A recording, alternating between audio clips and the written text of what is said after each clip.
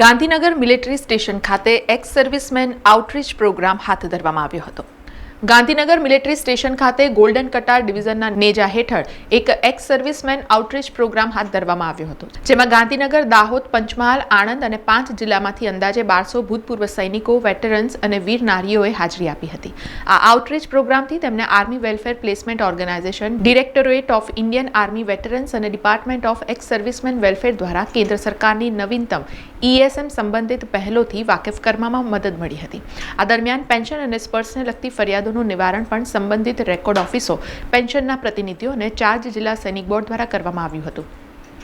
જેમાં નિવૃત્તિ lieutenant general Asit મિસ્ત્રીએ ભૂતપૂર્વ સૈનિકોને સ્વાસ્થ્ય અને કેન્દ્ર સરકારની બાળકો અને ભૂતપૂર્વ સૈનિકો માટેની વિવિધ યોજનાઓ વિશે પણ સંબોધન કર્યું હતું। આ કાર્યક્રમમાં નિવૃત્ત લેફ્ટનન્ટ જનરલ SK ઉપાધ્યાય, નિવૃત્ત લેફ્ટનન્ટ જનરલ આશિત મિસ્ત્રી અને જનરલ ઓફિસર કમાન્ડિંગ 11 RAPID તેમજ સેવા આપતા અને નિવૃત્ત અધિકારીઓએ હાજરી આપી હતી।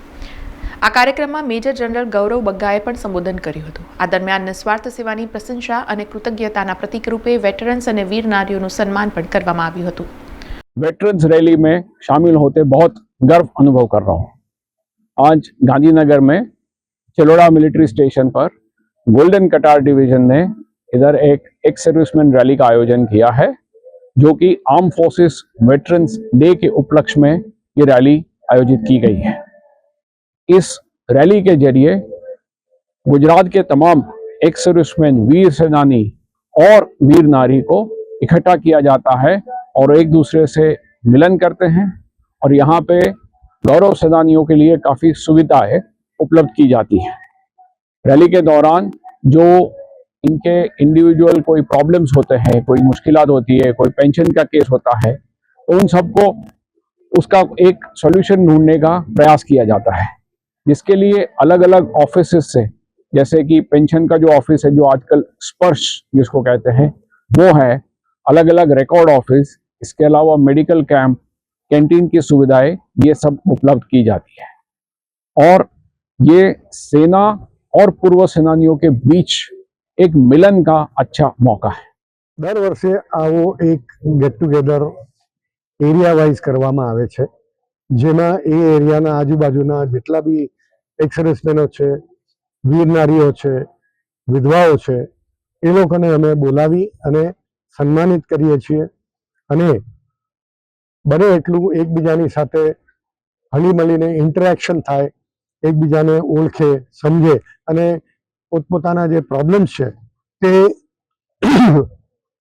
ઓથોરિટીઝને કહી શકે। કારણ કે જે દૂર દરાજના એરિયાના एक्स सर्विसमेनो છે કે વિધવાઓ છે, એ લોકોને માટે પોતાના પ્રોબ્લેમ્સ ઓથોરિટીઝને બતાવવા માટેનો આવો એક સારો મોકો બહુ ઓછો મળે છે। ઇન્ડિયન એક્સ સર્વિસીસ લીગ એ ઓર્ગેનાઇઝેશન પાર્લામેન્ટ ઓફ ઇન્ડિયામાં અપ્રૂવ થયેલું ઓર્ગેનાઇઝેશન છે, જેના પેટ્રન છે defence minister of India, army, air force અને નેવીના ત્રણેયના ચીફ આની સાથે સંકળાયેલા છે, સર્વિંગ ચીફ્સ આની સાથે સંકળાયેલા છે। અમારો ધ્યેય એક જ છે કે અમે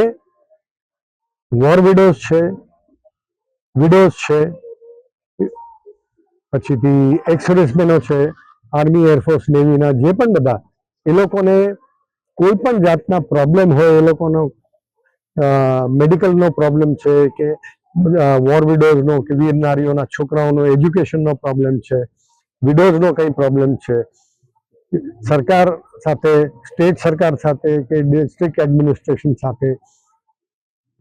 કોઈ પણ જાતના ઇશ્યુઝ હોય, પ્રોબ્લેમ્સ હોય, તે લોકો અમારી પાસે લઈને આવે અને અમે બનતી મદદ કરીએ,